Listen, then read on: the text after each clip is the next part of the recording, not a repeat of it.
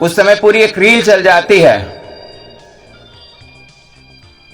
कि इस व्यक्ति के साथ मैंने क्या किया था, इसका कैसे शोषण कर लिया था, कैसे इसके पैसे मार लिए थे। और उसी रील में परमात्मा रील दिखाता ही है, this is the autonomic program. और मरने के कुछ घंटों पूर्व शुरू हो जाता है, ऐसी पीड़ा होती है, हा हा हा हा। इसीलिए तो मनुष्य शरीर नहीं छोड़ना चाहता, कर्म ऐसे किए हैं। उसको डर लगता है कि हमारा जो यह अन्यायपूर्ण कर्म है, भाव है, स्वार्थ वृत्ति है, यह हमें कभी भी मुक्ति तो देने वाली नहीं है। एक शरीर मिला था, वो भी हमने गंवा दिया।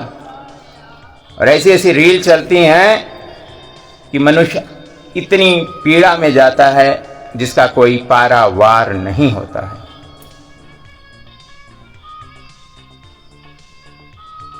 मेरे पूज्य पिताजी को याद करता हूं तो उन्होंने ऐसा कोई भी क्षण मिस नहीं किया हो। उनके क्लिनिक में रोज ऐसे रोगी आते थे जिनसे कुछ नहीं लेते थे, किसी को जाने का नहीं, सबको कुछ ना कुछ आया है तो कुछ लेके जाए। और अक्षय तृतीया के दिन, उनके निर्धारित किए हुए दिन, हम तो ऐसा कहेंगे क्योंकि उन्होंने डायरियों में इसका उल्लेख 3-4 महीने पहले से कर दिया था, मात्र 2 दिन और लास्ट 2 आवर्स इलाहाबाद बड़े प्राइवेट हॉस्पिटल में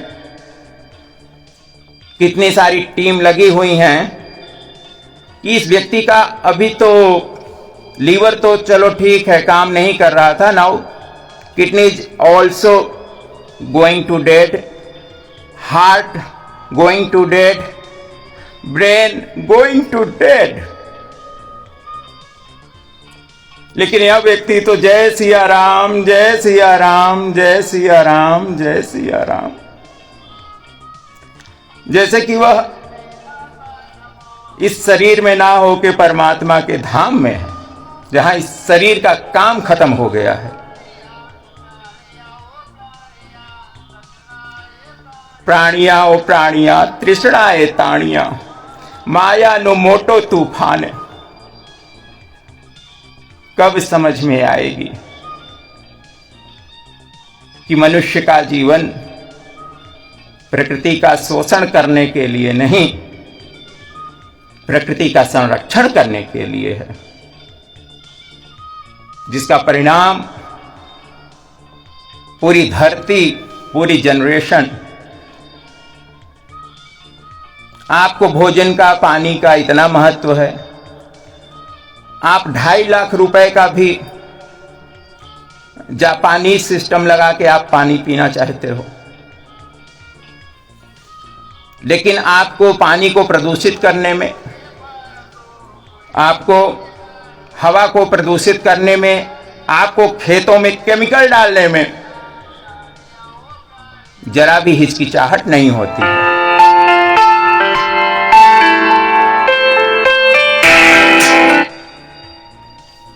कैसे होगा यह?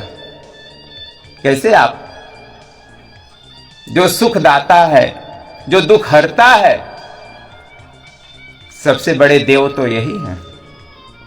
5 तत्व सबसे बड़े देव हैं, जो अनवरत रात्रि और दिवस मानव मात्र की सेवा के लिए खड़े हैं।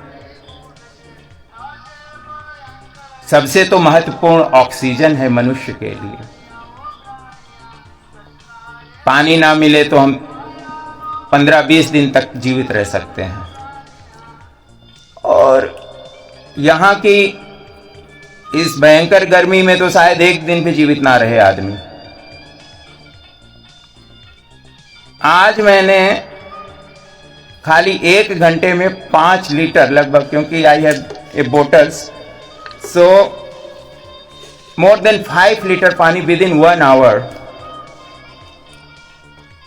और एक भी बार जो है मुझे यूरिन नहीं जाना हुआ। तो कितना आवश्यकता है जल की, सारे अंगों को जल की आवश्यकता है। और उसी को हम नर्मदा मैया बोल रहे हैं, उसी को हम जमुना मैया बोल रहे हैं। मैं दिल्ली अभी आया, गंगा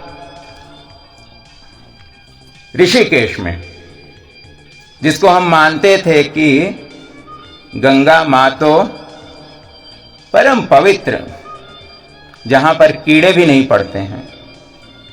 अरे कीड़े पड़े ऐसे इंसानों में जो गंगा में गटर की लाइनें खोल देते हैं, उसकी वजह से आज गंगा माँ इतनी प्रदूषित है।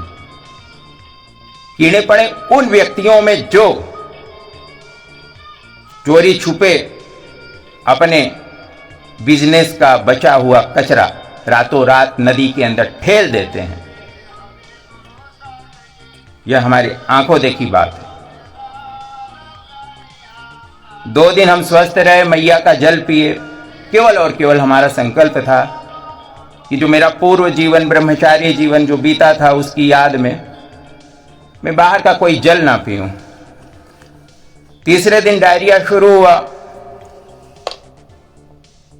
और जल्दी हमें अपना उपचार हम नहीं करते हैं। लेट इट बी, कर्म जलें, रोग जलें, सब जलें, क्या करना है। लेकिन हमारे चालू शिविर में बड़ा मुश्किल हो जाता है कि दूसरों के रोग शांत करने गए हैं तो उसके लिए शारीरिक क्षमता बरकरार रहनी चाहिए। हमने पहले रिपोर्ट्स कराने का सोचा, लेकिन उस विचार को त्याग करके फिर औषधियों का सेवन किया। कुछ प्रोबायोटिक्स, कुछ ऐसे कैप्सूल लिए जो हाथों में ताकत पैदा करें। बड़े डॉक्टरों से बात करो तो आपको तो एंटीबायोटिक लेनी ही पड़ेगी, 7 दिन का कोर्स करिए। मैंने कहा कि धन्यवाद, हमारे अंदर ही ऐसी शक्ति है कि कोई भी कीटाणु अंदर नहीं टिक सकता है। बात केवल और केवल भावना की है। हमने जब चेक किया तो लक्ष्मण झूला से लेके राम झूला तक जितनी भी गटर लाइनें हैं, जो होटल बने हैं, जो इस तरह की अब नई पैसा कमाने की कंपनियां बन गई हैं, योगा इंस्टीट्यूट हैं, आयुर्वेदिक पंचकर्म सेंटर्स हैं, वो सब अपना गंदा मल युक्त कचरा जाने देते हैं। और खाली मेरी बात नहीं है, मैंने संतों को भी बहुत पीड़ा में देखा। अरे आपको पता ही नहीं कि आप गटर लाइन पी रहे हो कि आप मां गंगा का जल पी रहे हो। लेटर ऑन जल शुद्ध हो जाएगा, जैसे जैसे आगे बढ़ेगा परिष्कृत हो जाता है जल। मां गंगा के प्रभाव से जल परिष्कृत हो जाता है।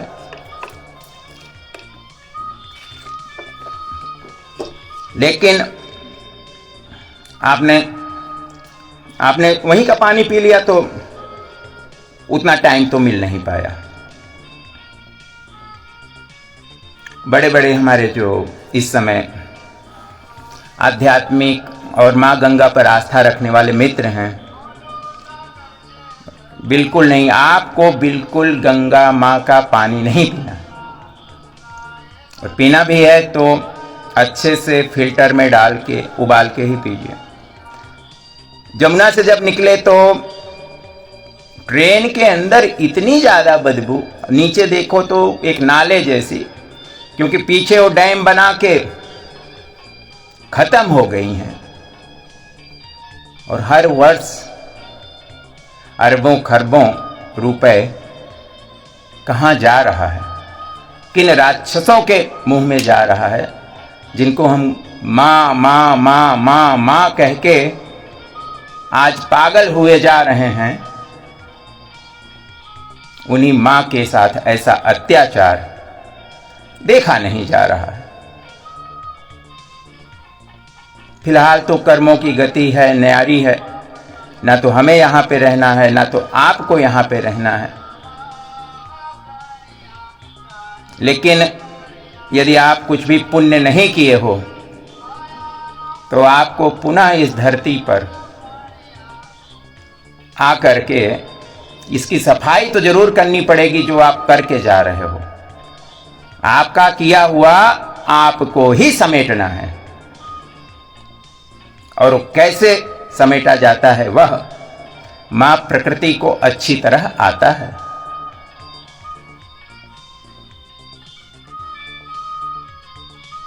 बहुत सारे मेंटल ब्लॉक्स ही हैं जिनके कारण से पूरी धरा अब जो है पूरी धरा को बीमार कर दिया गया है। वैराग्य हो जाए यही सबसे बड़ा इसका प्रतिफलन है। लेकिन बहुत होशियारी है, आपके पास साधन है, सुविधा है, वैराग्य थोड़े होगा। और बड़ा जब झटका लगेगा, ठोकर लगेगी, तो हो सकता है कि तब वैराग्य का उदय हो। इतना तो अवश्य है कि जब पीड़ा घनीभूत होती है तो ही व्यक्ति सच्चाई से रूबरू होने के लिए विचार करता है। और पीड़ा है क्या? शारीरिक रोग, मन का तनाव, निराशा जो हुआ नहीं, हृदय का टूटना जिससे कभी हृदय जुड़ा ही नहीं था, जुड़ा होता तो क्या टूटा जाता है। एक मान्यता, दोनों एक दूसरे का शोषण कर रहे हों, मित्र हों, सगे संबंधी हों, झूठा आश्वासन, तो और तो कोई जो है आपके पास तरीका भी नहीं है। आपके पास पैसा ही तरीका है, आपके पास सुख साधन वस्तु का प्रलोभन ही आपका तरीका है, और वह सब नाकाम हो जाता है तो हृदय टूट जाता है। क्योंकि उससे आपको अहंकार आता है, और अहंकार कोई भी आज चलाता नहीं है।